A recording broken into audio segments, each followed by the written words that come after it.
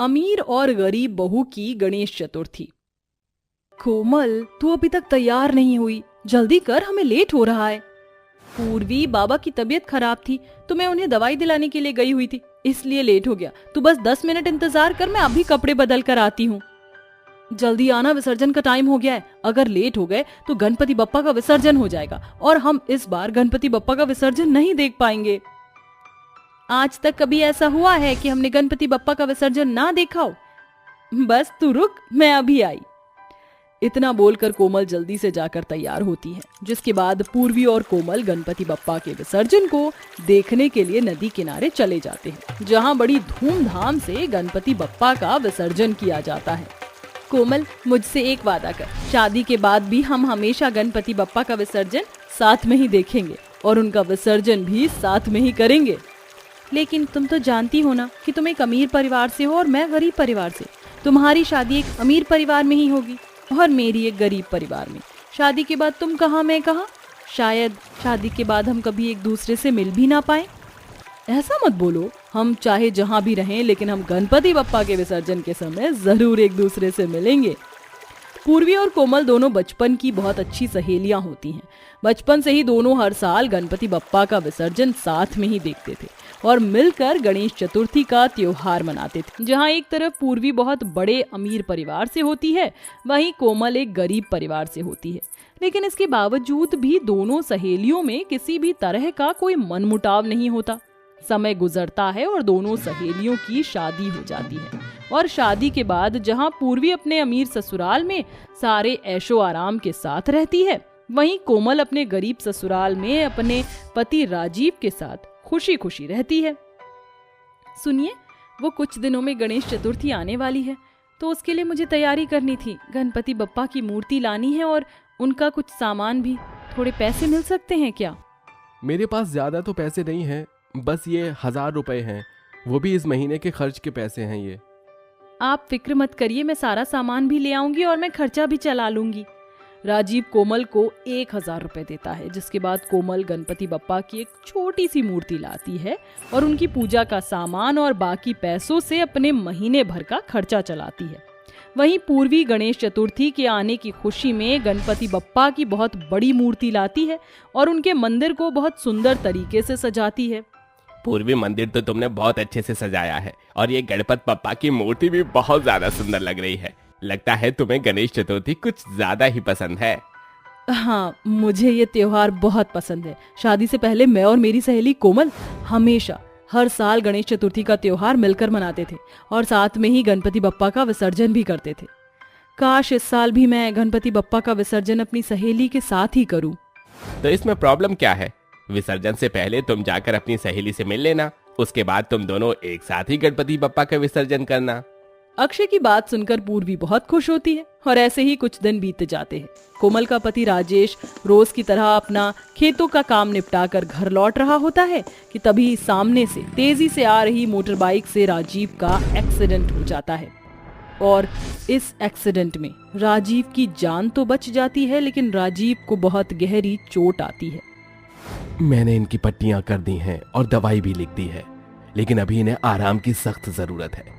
कई महीनों तक इन्हें आराम करना होगा, तभी ये जाकर ठीक हो पाएंगे। बप्पा, ये तो हमसे कैसी परीक्षा ले रहा है। मैंने सोचा था इस बार मैं अपनी पत्नी के साथ आपका त्योहार बहुत अच्छे से मनाऊंगा, लेकिन अब मैं क्या करूं? आप फिक्र मत करिए, जो होगा अच्छा ही होगा। गणपति बप्पा हैं हमारे साथ, वो कभी भी अपने भक्तों का बुरा नहीं चाहेंगे। आप जल्दी ठीक हो जाओगे, ये मेरा विश्वास है। राजीव के एक्सीडेंट के बाद अब घर में पैसों की परेशानी आनी शुरू हो जाती है। जहां पहले राजीव कोमल तीनों वक्त की रोटी आराम से खा पाते थे, वहीं अब उन्हें एक वक्त की रोटी भी बड़ी मुश्किलों से नसीब होती है।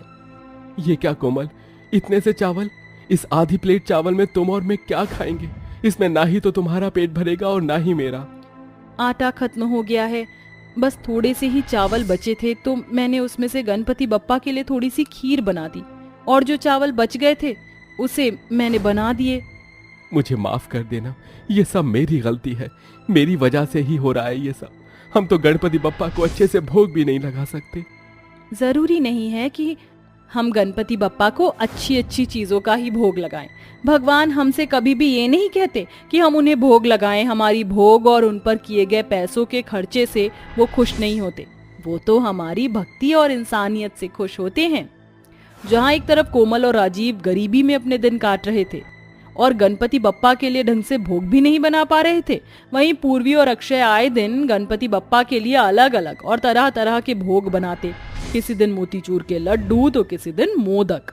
खुशबू तो बहुत अच्छी आ रही है। लगता है आज भोग में कुछ बहुत बढ़िया बना है। मैंने बप्पा के लिए उनके मनपसंद मोतीचूर के लड्डू, मोदक, खीर और बहुत सारी मिठाइयाँ बनवाई हैं। अब देखते ही देखते सिर्फ 2 दिन रह गए गणपति बप्पा की विसर्जन को। क्यों ना मैं आज जाकर कोमल से मिल लेती हूँ, फिर हम दोनों साथ में ही विसर्जन करेंगे। मैं ड्राइवर को बोलता हूँ, वो तुम्हें तुम्हारी सहेली के घर ले जाएगा। पूर्वी जल्दी से तैयार होती है और गाड़ी में बैठकर कोमल के ससुराल पहुंच जाती है। पूर्वी जैसे ही गाड़ी से उतरती है तो देखती है कि उसकी बचपन की सहेली कोमल फटी हुई साड़ी में आंगन में बैठकर बर्तन धो रही है। कोमल जैसे ही पूर्वी को देखती है तो वो हैरान रह जाती है। तुम ये वो भी ऐसे अचानक? मैंने कहा था ना कि शादी के बाद भी हम गणपति बप्पा का त्योहार साथ मिलकर मनाएंगे और उनका विसर्जन भी हम साथ में ही करेंगे। इसलिए मैं आज तुमसे मिलने के लिए आई थी। लेकिन तुम्हारी ऐसी हालत। पूर्वी की बात सुनकर कोमल की आंखों में आंसू आ जाते हैं और वो रोते हुए पूर्वी के गले लग जाती है, जिसके बाद वो सारी बातें पूर्वी को बताती है। तुम्हारे साथ इतना सब कुछ हो गया और तुमने मुझे एक बार भी बताना सही नहीं समझा। तुम परेशान मत हो, अब मैं आ गई हूं ना, सब ठीक हो जाएगा। हम दोनों मिलकर गणपति बप्पा का विसर्जन साथ में करेंगे और बिल्कुल धूमधाम से, जैसे तुम चाहती हो। तुमने इतना कहा, मेरे लिए इतना ही काफी है। जरूरी नहीं है कि हमेशा ज्यादा पैसे खर्च करके और भव्य तरीके से ही गणपति बप्पा का विसर्जन करें। जरूरी ये है कि हम कितनी निष्ठा मन से भगवान का आदर सत्कार कर रहे हैं। वो हमसे कभी भी ये सारी चीजें नहीं मांगते। वो बस इतना ही चाहते हैं कि हम हर जरूरतमंद की मदद करें और हमेशा अच्छे काम करें। इसलिए तुम अपने तरीके से गणपति बप्पा का विसर्जन करो और मैं अपने तरीके से गणपति बप्पा का विसर्जन करती हूँ। कोमल की बात सुनकर पूर्वी बहुत खुश होती है, जिसके बाद कोमल गणपति विसर्जन के दिन एक टब लाती है और उसमें पानी भर के उसमें ही विधि विधान से अपने गणपति बप्पा का विसर्जन करती है। वहीं कोमल भी बड़ी धूमधाम से नदी के अंदर ले जाकर अपने गणपति बप्पा का विसर्जन करती है। कोमल, अब से मैं भी हर साल तुम्हारी तरह ही गणपति बप्पा का विसर्जन करूंगी और हर गरीब की मदद करूंगी और हर जरूरतमंद का साथ दूंगी। पूर्वी की बात सुन कोमल बहुत खुश होती है। अब पूर्वी और कोमल हर साल सादगी से गणपति बप्पा का विसर्जन करते हैं और बचे हुए पैसों से वो हर जरूरतमंद इंसान की मदद करती हैं, जिससे गणपति बप्पा की कृपा उन पर हमेशा सदा बनी रहती है। भगवान, ऐसा दिन किसी भी सुहागन को ना दिखाए जब उसे अपने ही हाथों से अपने पति और सौतन की सेज सजानी पड़े। ये कहते कहते अर्पिता फूट फूट कर रोने लगती है। तभी उसकी सास कामिनी कमरे में आकर कहती है, बेड़ा गर्ग हो तुझ कल्लो का। क्यूरी मेरी काली कलूटी बहू, तेरे मायके वाले मर गए हैं क्या जो आंसू बहा रही है? चल चलकर पल्लवी बहू का स्वागत कर। माँ जी, अपना सुहाग अपना सिंदूर तो मैंने बांट ही दिया, मगर अपनी सौतन का गृह प्रवेश नहीं, ये मुझसे नहीं होगा माँ जी। चलती है कि दिखाऊं तुझे घर से बाहर का रास्ता। आज जो ये मोटे मोटे टेसुए बहा रही है, इससे अच्छा अगर अपने पति को 4 लटके झटके दिखाए होते तो आज मेरा बेटा तेरी सौतन नहीं लाता। अपनी सास की तानों भरी बातें सुनकर अर्पिता आरती की थाली लेकर आती है और आंखों में आंसू लिए दरवाजे पर खड़ी अपनी सौतन की आरती उतारते हुए अपने पति को देख उससे मन ही मन पूछती है, आखिर मेरे प्यार में कहाँ कमी रह गई थी यश जी? अब समझ आया, गलती आपकी नहीं मेरी है, क्योंकि मैं काली हूँ और मेरी सौतन गोरी और सुंदर। शायद इसलिए आप मेरी सौतन ले आए। मैं जानता हूँ अर्पिता, इस वक्त तुम्हारे दिल पर क्या बीत रही है। काश कि मुझसे ये भूल ना हुई होती। पल्लवी, इस कलश को गिराकर गृह प्रवेश करके अंदर आ जाओ। गृह प्रवेश के बाद पल्लवी अर्पिता को गुस्से से घूरती हुई बोलती है, अब अगर गृह प्रवेश की घिसी पिटी रस्में खत्म हो गई हो तो हटो हमारे रास्ते से। चलो यशु बेबी, कमरे में चलते हैं। पल्लवी यश को कमरे में ले जाती है और कामिनी भी चली जाती है। बेचारी उस काली बहू की आंखों से बस आंसू बहते जा रहे थे और वो आंगन में बैठे रोए ही जा रही थी। तभी जोरों से बारिश शुरू हो जाती है। उस बारिश की बूंदों के साथ अर्पिता के जख्म भी हरे हो जाते हैं। नफरत होती है मुझे इस बारिश की बूंदों से, जिसने मुझसे मेरे यश को दूर कर दिया। कितना खुश थे हम। ऐसा कहते हुए उस काली बहू का मन बीती यादों में खो जाता है। यश देखो, तुमने जो साड़ी मुझे भेजी थी मैं वही पहन कर आई हूँ। मगर अब ये तो बताओ, तुमने मुझे ऐसे अचानक से मंदिर में क्यों बुलाया है? आज हमारी शादी है। ये सुनकर अर्पिता की आंखों में खुशी के आंसू आ जाते हैं। फिर से कहो। हाँ अर्पिता, आज हमारी शादी है। अर्पिता का रंग बहुत ही काला था, मगर यश के लिए उससे खूबसूरत कोई नहीं था। शायद इसी को तो प्यार का एहसास कहते हैं, जिसमें रंग रूप के कोई मायने नहीं होते हैं। यश अर्पिता के साथ शादी करके उसे घर ले आता है। यश, माँ जी मुझे अपना तो लेंगी ना? अर्पिता, माँ तुम्हें अपना लेगी। कामिनी झट से दरवाजा खोलती है। माँ, ये अर्पिता है, आपकी बहू। मैंने इससे शादी कर ली है। सॉरी माँ। तुझे मुझसे माफी मांगने की जरूरत नहीं। तू खुश है तो मैं भी खुश हूँ। ये बोलकर कामिनी अर्पिता का गृह प्रवेश कराती है, मगर सच तो ये था कि कामिनी इस शादी से बिल्कुल भी खुश नहीं थी। मेरी काली कलूटी बहू, तू मेरे घर की बहू तो बन गई, मगर इसके लिए तुझे बहुत बड़ी कीमत चुकानी होगी। इसके बाद दोनों अपने रिश्तों की खुशियों भरी शुरुआत करते हैं। अर्पिता, जल्दी से मेरा लंच बॉक्स दे दो, मैं ऑफिस जा रहा हूँ ना। ये लीजिए। अब देख क्या रहे हैं, जाइए भी। यश ऑफिस चला जाता है और अर्पिता को खुश देखकर कामिनी उसे बहुत सुनाती है। फाड़ लिया दांत? क्यों री मेरी काली बहू, शर्म घोल कर पी गई है क्या? जब देखो मेरे बेटे से च्युइंगम की तरह चिपकी रहती है। चल जाकर मेरे लिए अचारी मठरी और नमक पारे बना। एक दिन तेज बारिश के चलते यश अपनी असिस्टेंट पल्लवी को घर ले आता है। असल में पल्लवी यश को दिल ही दिल में चाहती थी, जिसे समझते कामिनी को जरा भी देर नहीं लगी। ये लड़की मेरे काम की है, अब यही मेरे बेटे को मेरी काली बहू से दूर करेगी। कामिनी पल्लवी के पास आकर आग लगाते हुए कहती है, तुम भी सोच रही होगी ना बेटी कि मेरा बेटा कहाँ फंस गया। मैं तो तुम्हारे जैसी सुंदर गोरी बहू चाहती थी, और मैं जानती हूँ तुम मेरे बेटे को चाहती हो, तो जाओ और बना लो मेरे बेटे को अपना। इसी बीच अचानक से अर्पिता को अपने मायके जाना पड़ता है। उस रोज तूफान भरी बारिश थी। यश हल्के नशे में था। तभी कामिनी पल्लवी को घर बुला लेती है। तुम्हें पता है ना तुम्हें क्या करना है? जी आंटी जी। इसके बाद कामिनी अर्पिता को घर बुलाती है, जहाँ पल्लवी को अपने पति की बाहों में देखकर अर्पिता पूरी तरह से टूट जाती है। यश, ये सब क्या है?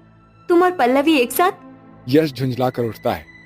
अर्पिता, अर्पिता, मैं नहीं जानता पल्लवी यहाँ कहाँ से आ गई मेरे पास। तुम्हारी कसम। मत खाओ मेरी झूठी कसम। तुम्हारी शर्ट पर इसका झुमका कैसे आया?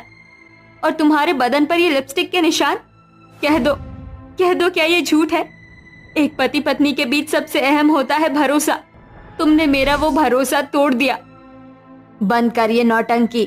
तेरे ही लटको झटकों में कमी रह गई होगी मेरी काली बहू, तभी तो मेरा बेटा बहका होगा। मगर अब इस बेचारी का क्या होगा? कौन करेगा इससे शादी? यश करेंगे शादी। इसके बाद पल्लवी और यश की शादी हो जाती है। बीते वक्त से बाहर आते ही अर्पिता देखती है कि सुबह हो चुकी थी। अरे ओ मेरी काली बहू, ये रात से आंगन में बैठकर कौन सी खिचड़ी पका रही है? रसोई में मांजने के लिए गंदे बर्तन पड़े हैं, जाकर धो। मेरे बेटे को तो अपने काले चेहरे से रिझा नहीं पाई, कम से कम रसोई संभाल ले। सास के दिए तानों के साथ बेचारी काली बहू रसोई के कामों में लग जाती है और चाय देने अपनी सौतन के कमरे में आती है। लगता है मेरी काली सौतन मेरे कमरे में आ रही है, अब आएगा मजा। अर्पिता को जलाने के लिए पल्लवी यश को बाहों में जकड़ लेती है। अपने सौतन को अपने पति के करीब देखकर अर्पिता का मन भारी हो जाता है। पल्लवी, चाय लाई हूँ। हाँ तो लाओ भाई। चाय का एक घूंट पीते ही पल्लवी वो चाय अर्पिता के ऊपर थूक देती है। आथू, कितनी गंदी चाय बनाई है तुमने, मूड की माँ बहन कर दी। अब खड़ी खड़ी मेरा मुंह क्या देख रही हो? जाओ जाकर दूसरी चाय बनाओ। अब इसी तरह से दिन बीतते जाते हैं। बेचारी अर्पिता को कभी सास के ताने सुनने को मिलते थे तो कभी सौतन के, जिससे वो मन ही मन घुटती रहती थी। इसी बीच गणेश चतुर्थी आने वाली होती है। माँ जी, गणेश चतुर्थी आने वाली है। हाँ हाँ जानती हूँ मेरी काली बहू, मगर गणेश चतुर्थी में बप्पा की स्थापना मेरी गोरी बहू के हाथों होगी। सॉरी सासू माँ, मगर ये फालतू की पूजा पाठ के टेंटरम मुझसे नहीं होंगे। कामिनी की घमंडी बहू उसकी बात काट देती है, जिसके बाद कामिनी की काली बहू ही बप्पा की मूर्ति की स्थापना करके पूजा करती है। गणपति बप्पा, मैं नहीं जानती कि अपने पति की दूसरी शादी करके सही किया या गलत। मेरी मदद कीजिए। ऐसे ही वक्त बीतता है और विसर्जन का दिन आ जाता है। तभी कामिनी अपनी गोरी बहू को सिगरेट और शराब पीते देखती है। पल्लवी बहू, ये मेरा घर है, मायका नहीं। आज बप्पा के विसर्जन के दिन तुम शराब पी रही हो। लाओ, ये बोतल मुझे दो। ए बुढ़िया, छोड़ मेरी बोतल। मैं तेरी आदर्शवादी बहू नहीं जो तेरी चे चे सुनूंगी। मुझे तेरे बेटे से शादी करनी ही नहीं चाहिए थी। It's all of my mistake. ऐसा नाशपति है, मेरे पास भी नहीं आने देता। उस बेचारे को तो ये भी नहीं पता कि उस रात हमारे बीच कुछ नहीं हुआ था। मुझे लगा था उससे शादी करके वो मेरा हो जाएगा, मगर वो तो उस काली कलूटी के लिए पतिव्रता बना हुआ है। दूर खड़ा यश सारा सच सुन लेता है। तभी नशे में धुत पल्लवी गुस्से में कामिनी को सीढ़ी से धक्का दे देती है। वही काली बहू बप्पा का विसर्जन करती है। गणपति बप्पा मोरिया, मंगल मूर्ति मोरिया। हे विघ्नहर्ता, मेरे मांग का सिंदूर बनाए रखना। इतने में विसर्जन का शुभ सिंदूर उस काली बहू के मांग में भर जाता है और वहीं यश अपनी मां को अस्पताल ले जाता है, जहां उसकी जान बच जाती है और कामिनी अपने किए पर पछताते हुए कहती है, अर्पिता बहू, मुझे माफ कर दे। ये सारी मेरी चली हुई चालें थी, क्योंकि तू काली थी इसलिए मुझे पसंद नहीं थी। मगर आज मुझे अपने लिए गलत फैसले का एहसास है। माँ जी, जो बीत गया उसे भूल जाइए। आप मेरे लिए मेरी सास नहीं, माँ है। इस तरह से कामिनी अपनी काली बहू को अपना लेती है और पल्लवी यश और अर्पिता की जिंदगी से हमेशा हमेशा के लिए चली जाती है। और अर्पिता मन ही मन आंसू के साथ गणपति बप्पा को धन्यवाद देती है, जिन्होंने गणेश चतुर्थी के दिन जाते जाते उसके शादीशुदा जिंदगी से उसकी सौतन का साया दूर कर दिया था।